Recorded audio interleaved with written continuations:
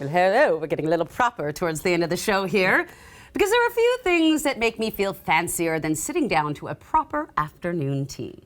My next guest offers that and so much more at Marina Mercantile, a charming specialty food and wine shop in downtown Des Moines. Please welcome to New Day, Brenda Sutherland. It is a pleasure to see you. Thank you. And I can't believe I've never been to your store.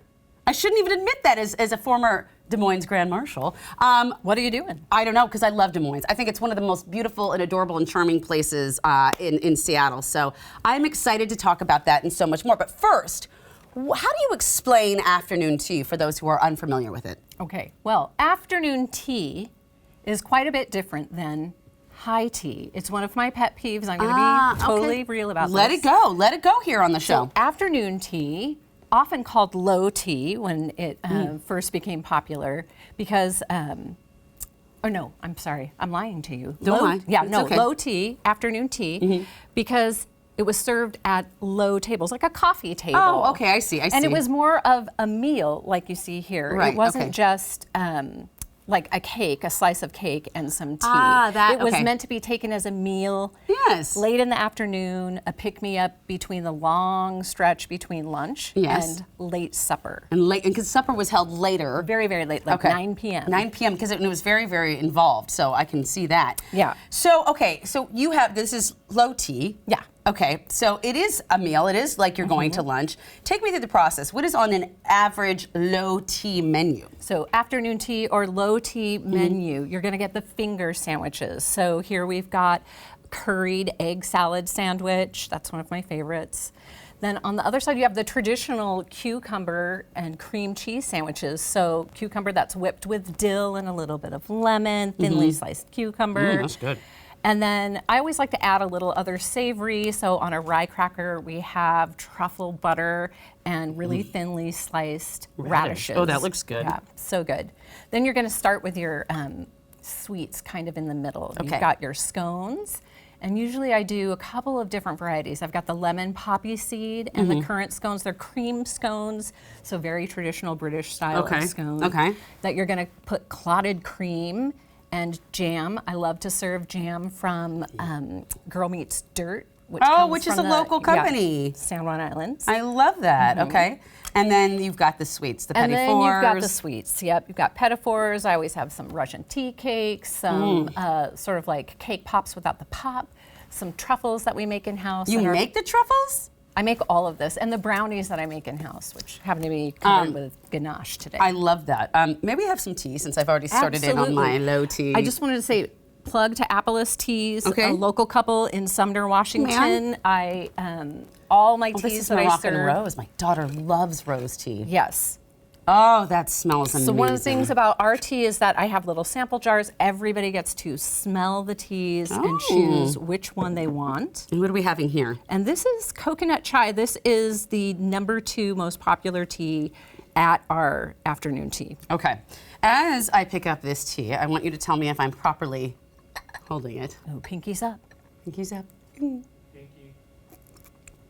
It's hard. I'm going to drop it. Wait, hold on. That takes some. Okay, hold on. Here we go. There you go. Like this? Yes, like this. Oh, wait, 2 hands. Okay, now I don't want to break your china. My goodness. You also said that there is a Pacific Northwest version of this as well. Yeah. What is that? So for people who, maybe want to come and have tea, but they're not into little finger sandwiches, I decided to serve local, used to be called Aaron's Bagels, and now they're called Backyard Bagels. Cool. With smoked salmon lox, cream cheese schmear, Okay. cornichons, our house pickled onions, Ooh. and then it still has all of the scones and all of the treats, but it's a little bit more of a savory, a little bit more of a meal than. So when you have a Pacific Northwest low tea, I guess you can't have coffee. I have allowed people to have coffee before. I mean, it's very Seattle. It is very Seattle. No, but it's as good. I mean, this chai, by the way, this has, hold on, I'm going to try one more time. Yeah. Hold on. Okay, hold on. You got it. Like this? You got it. Okay. Perfect. Perfect. Okay. I have to ask, as you are kind of, when this is delivered to you, I know that there's, let's say, 2 or 3 people. What is the etiquette when going through this? I mean, do you have to start here and go up? I mean, how do you share? Like, what is the etiquette with when you sit down when to you something sit down like to this? tea. So, first of all, you can come as you are. You can dress up. You can get your fascinators on and your feather boas. Please do it. I love that. it. Or you can show up in jeans and a t-shirt. It doesn't matter. Yeah. But when it comes to afternoon tea, you should, have just a little bit of decorum. You can use your fingers. That's totally fine. Or you can use the little tongs that I usually provide. Okay. And I always say start with whatever is going to make you feel the happiest. Sometimes you got to dig into dessert first. Okay, so there's no rules on which There's no rule on which layer you have to start in. I personally start with the scones every time. You mentioned feather boas and dressing up, and I know that's something I would like to do with my friends, even though they don't know it yet. What kind of groups do you get? Do you get Mother's Day? Do you get birthday parties? I get, we were doing a tea for Mother's Day. That's a special thing because we're not usually open on Sundays. Okay. But groups coming into tea, I get people celebrating anything that they want to celebrate, from bridal showers to birthdays to, new jobs, families coming in, girlfriends coming in, and couples coming in. Just people in general. And I've had a really diverse cross-section of people, which makes me really happy. That's wonderful. All right, before I let you go, I have to ask, can you buy all this at Marina Mercantile? Tell us about the store. Absolutely, you can. So we are a specialty food and wine shop with this cafe. So we have all kinds of fun gifts and things from close to home and from all around the world. Like these glass floats are made by Manolo Aguilera of Manolo Glass. He works for Dale Chihuly. The Appleist teas, of course, are from Sumner, Washington. These tumblers were made by Green Fern Studio, a woman in Burien. And I just have to say this. Look at this. It's hilarious. It says, Mommy, Mom, bruh, which is what all my friends say happens when your kids, and specifically your sons, get older. Yep.